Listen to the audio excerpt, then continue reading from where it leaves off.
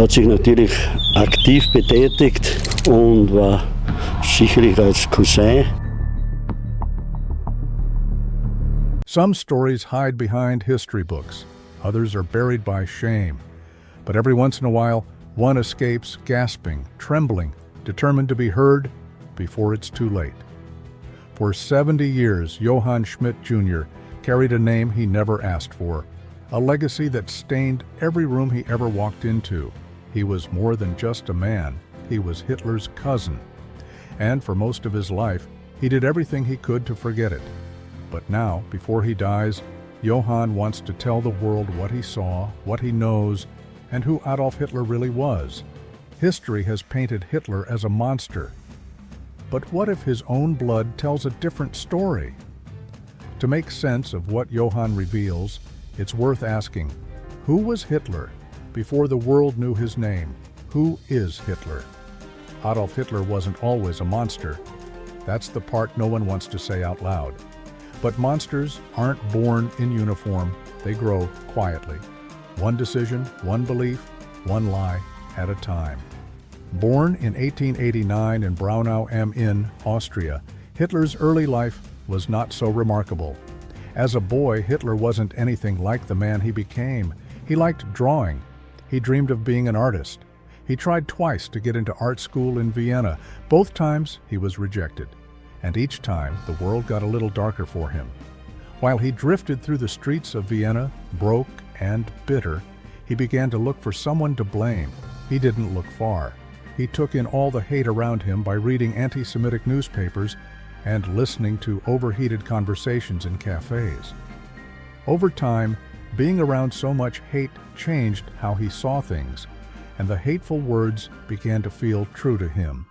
When World War I began, he joined the German army. He wasn't a leader back then. He was a messenger running between trenches. He was awarded with medals, but when Germany lost the war, something within him shattered. He wasn't just angry, he was humiliated. This is exactly where his rise began. In the years that followed, Germany was struggling. The economy was in ruins. People were desperate for answers. Hitler gave them someone to blame. He joined a small political group, the German Workers' Party, and quickly took control. He had a voice that made people listen, not because it was beautiful, but because it was angry, and it matched the mood of the room. He then changed the name to the Nazi Party. In 1923, he tried to overthrow the government. It failed. This action alone caused him to go to prison. And while he was there, he wrote Mein Kampf, which means My Struggle. Page after page, he laid out everything he believed, the hate and the fear, including the twisted vision of a pure Germany. Most people ignored it, but they shouldn't have, right? Well, when he got out of prison, he shifted tactics. He decided to gain power through legal means, abandoning any thought of a coup. And he succeeded. When the economy crumbled once more, leaving people devastated, Hitler offered a solution. He promised jobs, stability, and a restored sense of national pride. He was patient, and he skillfully exploited fear. In 1933, he was named Chancellor of Germany. It was supposed to be a political compromise. Instead, it was the beginning of something irreversible. Once he was in control, he disregarded all the rules. He eliminated his rivals, closed down newspapers, and outlawed other political groups. Within a few months, democracy was gone, and Hitler's title changed from Chancellor to Führer. Under his rule, Germany changed fast. Factories reopened, roads were built, people cheered. But underneath it all, the cruelty was growing. Jewish families were forced out of jobs, books were burned, people vanished overnight. What started as slogans became laws. What started as blame became violence. The world outside Germany observed with uncertainty and hesitation. Then, the invasion of Poland occurred, marking the start of the war in 1939. This event initiated the most horrific period in human history. Even before the war, before the speeches, the flags, the marching, and the trains, Hitler was just someone's relative. He attended family dinners, served plates, and spoke quietly. and Johann remembers all of it. Before Hitler began to terrify the world, he made people uneasy in a room. It wasn't because of what he said, but because of how he watched and what he didn't say. This is exactly where Johann's story starts from, not in politics, but in a house, at a table, with a boy who would later be unrecognizable. Now, there's what the world knows about Hitler, and then there's what his own family saw when no one else was watching. Inside the Hitler household, family dynamics. Before Adolf Hitler became a historical figure, he belonged to a family, not a warm or large one, but still a family. And if we're going to understand what Johann remembers, we need to step inside that house. Because in those early years, before power and war, something was already broken. Adolf Hitler was born to Alois Hitler, a government customs officer. Alois was short-tempered, obsessed with control, and often violent. At home, he ran things like a drill sergeant. Hitler's mother, Clara, was the opposite. She was soft, devout, and almost painfully gentle. Hitler clung to her because she was the only person he seemed to love without conditions. They had 6 children, but only 2 survived past childhood: Adolf Hitler and his younger sister, Paula. Paula was quiet, shy, and never liked attention. Hitler respected her, but not in a brotherly way. It was more like someone guarding a fragile object. He rarely showed affection, even she said so. They lived under the same roof, but they weren't really close. Dinners were formal. Their father's voice filled the room more than conversation. Hitler didn't speak much. He watched, followed rules, and learned early how to disappear without leaving. And then, slowly, he began to detach. As he grew older, his circle shrank. Inside his own family, he once said, "I am a completely unfamiliar being. That's just how I am." He meant it. He lived it. Even the people who shared his blood became strangers over time. One of them was Angela Hitler, his half-sister. They had the same father, Alois Hitler, but different mothers. Angela was born during Alois's second marriage, before he married Clara, Adolf's mother. She was about 7 years older, and for most of their childhoods, they weren't especially close. But years later, when Hitler rose to power, Angela became active in his life and ran his household for a long time. She did it first in Munich, then later at the mountain retreat in Berghof. She cooked, managed the staff, and tried to keep the place running like a normal home. But even she had her limits. The only person he allowed close to him was Gaily, Angela's daughter. However, there was the painful story of Gaily, who died by a gunshot in Hitler's apartment at 23. Rumors spread, with some saying Hitler was obsessed with her and others claiming she took her own life. Till today, one really knows what happened, but she vanished from every photo and story. Some claimed he had locked her inside the apartment during their final fight. However, Hitler wasn't there when she died. But that didn't stop the doubt and rumors from swirling. After Gaily died, Hitler grew more distant. Cold became his default. He cut people off in quiet, permanent ways. He forced Paula to change her last name to Wolf, the same name he often used as an alias. He didn't want her to be seen as his sister in public or even during conversation. He supported her financially, but from afar, always far away. What about Johann Schmidt Jr.? He wasn't so close, but he saw the effects of Hitler's behavior echoing through the family, like how people avoided mentioning Gaily, how Paula's name changed, and how relatives feared being seen near him. These weren't secrets a child could ignore. At family gatherings, Hitler showed up not because he wanted to, but because he had to. He left as soon as he could. When he became powerful, the cutoff became official. Gaily's memory disappeared from public view. Paula was pushed into silence. Angela, once trusted, was quietly moved out of his inner circle. Cousins like Johann weren't even mentioned. They were folded out of the frame like old photos you no longer wanted to see at all. By the time the world called him Führer, he had no real family left, not by connection or feeling. They were either dead, distanced, or forgotten.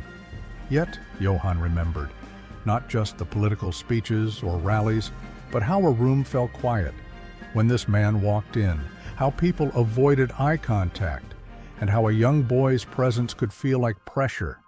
This is the version of Hitler the world never got to see, and it was also the version Johann could never forget. Every infamous figure has someone who saw them before the world did. For Hitler, that person was Johann Schmidt Jr., and his story is the one we never heard, until now. Who was Johann Schmidt Jr.?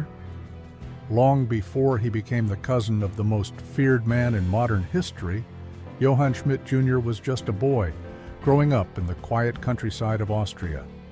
At that time, his family name was insignificant. It held no influence, didn't affect his interactions, and didn't cause him any worry. That would change later. The last time Johann saw Adolf Hitler was in 1907. It was a family visit when Hitler was a teenager. He was already distinct, though not yet dangerous. He didn't engage in play or laughter, but observed. Well, this was the last time their paths crossed in person. When the war ended in 1945, the world wanted someone to answer for what had happened. After the Allies won, Europe was destroyed, and the world started punishing the guilty.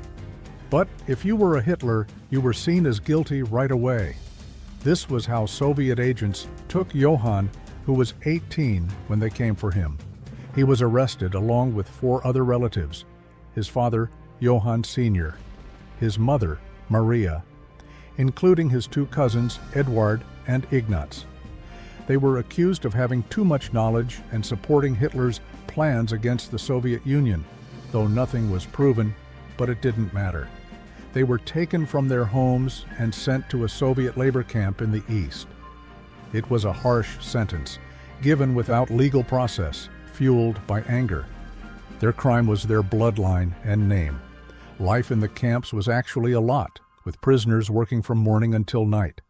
Food was scarce, diseases spread, and guards were cruel. Survival was a daily struggle. Some relatives didn't survive. Johann's parents died in 1949 and 1953. His older cousin Eduard also died without ever leaving the camp. Maria and Ignaz died in custody. Johann literally lost everything, including his home and family. Finally, in 1955, something surprising happened. The Soviet government released him. Johann left the camp alone, wounded but alive. He returned back to his home Austria, which he barely recognized.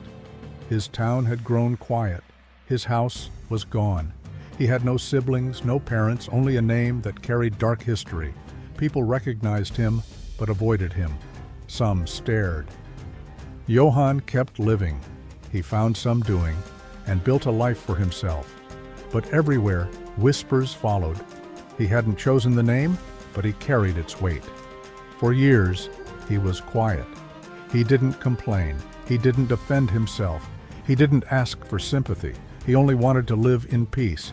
He had chances to speak and also had reasons not to. However, what stopped Johann from telling his story?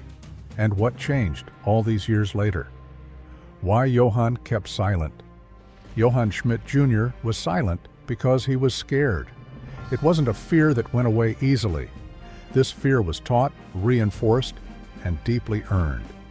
The thing is, in Nazi Germany, punishment extended beyond the accused. It is a practice called Sippenhaftung, or family arrest. If someone was suspected of a crime, their whole family could be punished, regardless of how distant the relationship. Blood could betray you. So people learned to stay silent, and Johann learned this early on. When the war ended and Hitler was dead, Johann wasn't free. He was hunted. While he was in prison, interrogations came at random times, sometimes at night, often without warning. You were asked confusing questions and accused of things you couldn't explain. The goal wasn't answers, but control. When answers weren't given, they were fabricated. There were forced confessions and signed documents. Because of these, silence became a survival tactic. Every word was dangerous, so Johann stopped talking. His father, cousin, and mother died in the camp, not from bullets, but slowly, from hunger, frost, diseases, and back-breaking labor. There's no record that they were executed. Their deaths were the result of systematic neglect and physical breakdown, which was tragically common in the Soviet Gulag system, especially for prisoners held on political charges or held without trial, just like Johann and his family were. And no matter how ordinary his life became after he was out of prison, there was always the unspoken question hanging in the room. What did he know? This particular question haunted every Hitler relative. Some said they didn't know anything. Others hinted they knew more than they wanted to admit. A few distanced themselves entirely. So, did the family know about the Holocaust? You've probably heard the word before, Holocaust. But what does it really mean? It wasn't a single day or a single act. It was a slow, systematic attempt to erase an entire people from the earth. Between 1941 and 1945, Adolf Hitler and the Nazi regime carried out a campaign that led to the deaths of 6 million Jews. This campaign was what they tagged as the final solution, and it didn't stop with the Jewish people. Millions of others were targeted too. Roma, the disabled LGBTQ+ individuals, political dissidents, anyone the Nazis decided didn't belong in their perfect world. It began with laws, boycotts, and ghettos, leading to trains and camps like Auschwitz, Treblinka, and Sobibor, which were death factories. A place where people suffered, were deprived of food, stripped of dignity, and many never made it out alive. And here's what makes it harder to process. Some of Hitler's own family members claim they didn't know. We can't speak for all of them. But the truth is, some likely heard whispers of deportations, trains, and disappearances, making their beliefs and acceptance difficult to measure. In Johann's case, he said nothing, not because he was guilty, but because silence had kept him alive. Speaking out meant reopening wounds that had barely healed. It meant putting himself, and possibly others, at risk again. His trauma wasn't only from what he endured, it was from what he saw happen to the people around him. He carried the weight of their suffering, their deaths, and the guilt of survival. His secret wasn't about Hitler, it was about fear and its impact on those caught in someone else's war, a question history still trying to figure out till date. You've heard about the crimes, but what about the other cousins, the ones who stayed home, kept quiet, and still paid for it? Let's look at what happened when guilt was inherited. The fate of the others. When the war ended, it didn't matter whether you'd fought for Hitler or not. In some places, being related to him was enough. This was what happened to Maria Schmidt. She was Johann's cousin, married, quiet, not involved in politics, but her last name was Schmidt, and that was close enough. In May 1945, she was taken away from her home by Soviet agents, along with her husband, Ignaz Koppensteiner, and her brothers, Johann Sr. and Eduard, all without a word of explanation or any legal process. They were all sent to Moscow. Maria spent her first weeks inside Lefortovo prison, a cold stone building where light barely reached the floor. She was interrogated over and over, the same questions again and again, until her mind couldn't tell the difference between memory and exhaustion. Eventually she confessed, saying, as a cousin of Adolf Hitler, she had had a connection with him. That sentence, word for word, was pulled straight from her Soviet interrogation file. It wasn't true, but it was what they wanted to hear. She was sentenced to 25 years of hard labor. They sent her east, into the Urals, to a prison camp near Verkhnuralsk. The cold there was a lot, and she later died in 1953. Her brother Eduard lasted a little longer. He was already sick with tuberculosis when they took him in. But the interrogators didn't care. They didn't want truth. They wanted names. They wanted confessions. And eventually, they got one. Eduard admitted he was related to Adolf Hitler and confessed to having approved his military political plans directed against the Soviet Union. It wasn't enough to save him. He later died in 1951 at Birkenuralsk Hospital, with his final letter pleading for proper clothing surviving as evidence of his suffering. And then we had Ignaz. He wasn't blood per se, but he got married into the family. He was the husband to Maria, and that alone made him a target. Ignaz eventually died of tuberculosis in 1949 at Lefortovo prison in Moscow. Before he passed, he regretted marrying Hitler's cousin, asking, "Why did I have to marry her?" He didn't say it like a question. He said it like a man who already knew the answer. None of them were soldiers. None of them signed orders. They didn't build camps. They were farmers and clerks, leading simple lives, yet they were punished because someone else had dragged their name through hell. They weren't executed, not officially, but they were left to the elements. These people passed away in different months, in different years, but in the same place, in a system that didn't care who they really were. Now, after 7 decades of silence, Hitler's cousin is finally ready to open up. And when the last relative of Hitler speaks, the weight of what he's held back says more than any headline ever could. What Johann remembered. He always called him the uncle, not Führer or a monster, just the uncle. Johann's father and Adolf Hitler were cousins. Their mothers were sisters. That made Johann Jr. part of the family, whether he liked it or not. There was a story Johann's father once told him, one that never left him. Back in 1907, Hitler, still a teenager, came to visit the family. They sat together in the garden. At some point, Adolf Hitler picked up a frog. Without emotion, he started explaining the anatomy. "Look, if I hit a nerve here, he'll be dead." Then he cut it open, calmly, methodically. Johann's father watched the whole thing. Years later, he still remembered how cold it felt. Not the act itself, but how casual it was, like someone showing off a party trick. It didn't feel right, not even then. Johann went ahead to say, "My father was terrified." Uncle Adolf then explained the internal organs to everyone. As he grew in power, he didn't pull the family closer, he pushed them away. Like we mentioned earlier, only 2 relatives stayed with him. Angela, his half-sister, managed his home, and her daughter, Gaily, was always by his side. But after Gaily's death, her name was never spoken again, not even among family.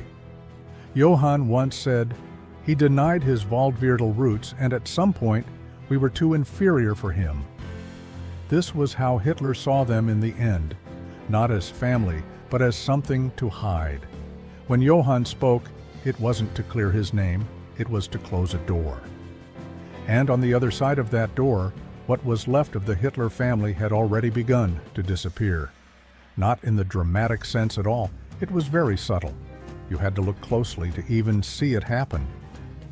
Paula Hitler, Adolf's only full sibling, lived out the rest of her days in near silence. After the war, she lived under the name Paula Wolf in Berchtesgaden. She took an arts and crafts job, kept her head down, and avoided the public eye. She told American investigators in 1945 that she didn't believe what her brother had done. She said she couldn't imagine it, and maybe she meant that. Maybe she didn't. No one really asked her again. She died in 1960, with no children at all. Across the ocean, the American branch of the family had already made their move. William Patrick Hitler, Adolf's half-nephew, had left Germany years earlier. He joined the U.S. Navy, fought in the war, and when it was over, he dropped the name that followed him like a shadow. He changed his name to William Stewart Houston and built a quiet life on Long Island. He opened a medical lab and kept his past to himself. He had 4 sons, Alexander, Louis, Howard, and Brian. They knew exactly where they came from, and they didn't want part of it. None of them had children. At some point, there were rumors about a pact between the brothers. It is more like a decision to let the bloodline end with them. Alexander later said there was no official agreement, but he admitted his brothers had made their choice and stuck to it. In Austria, the remaining relatives stayed quiet too. Adolf's half-sister Angela, and her children Leo and Elfriede faded from the public eye after the war.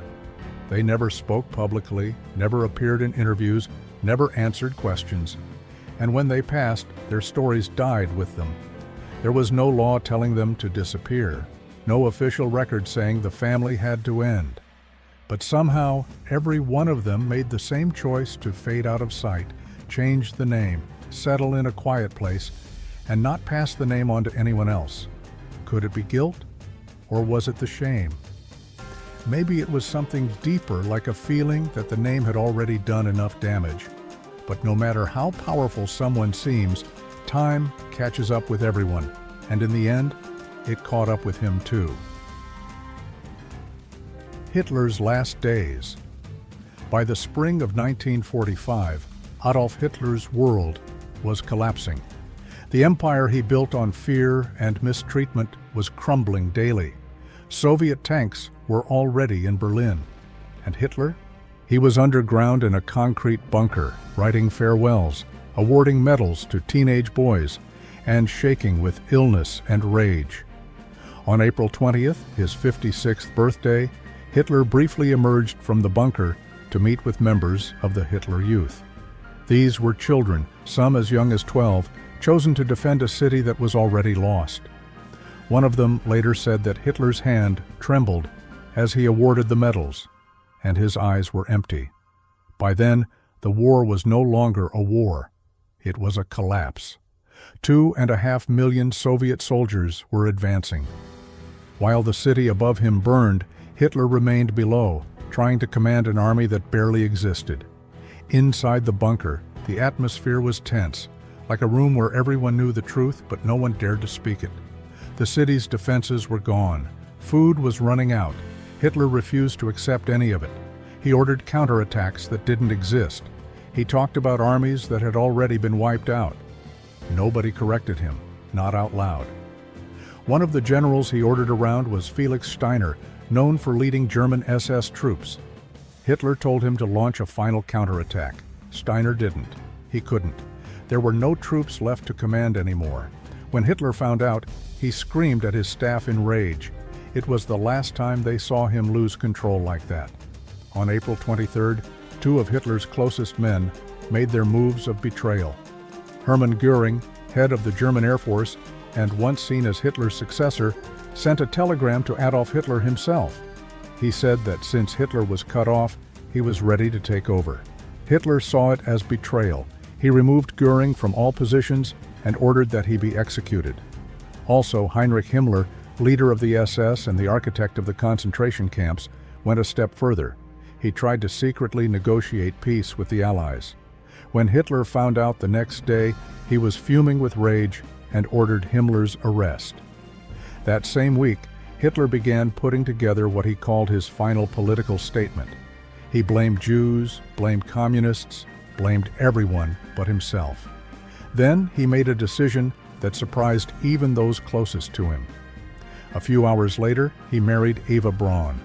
She had been by his side for over a decade, but always remained in the background. Now, as death approached, she stepped forward and became his wife. It wasn't a celebration. It was more like a goodbye.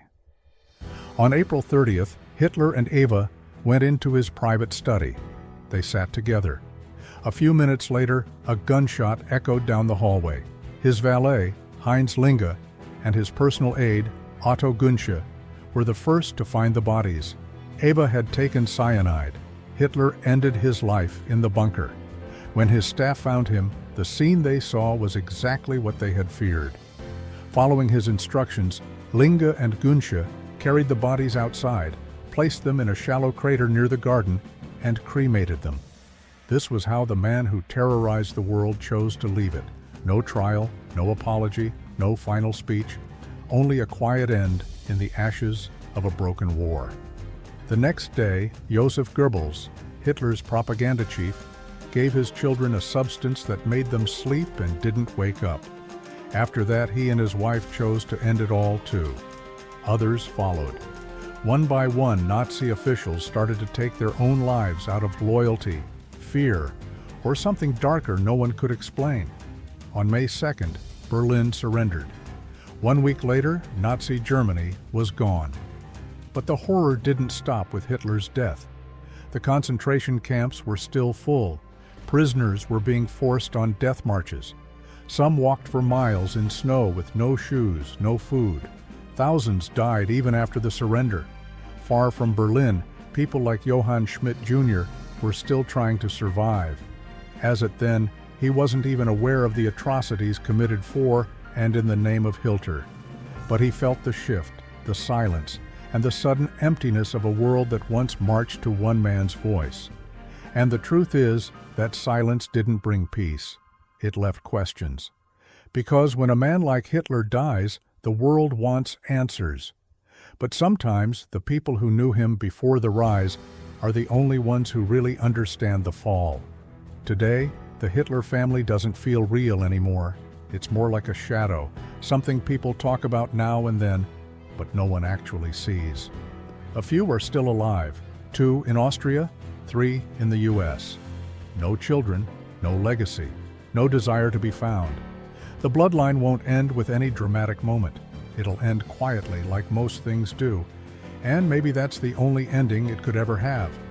But then, if you were born with that name, would you have erased yourself too? Let us know in the comment section. Don't forget to like, share, and subscribe. If you enjoy this video, click on the next video on your screen.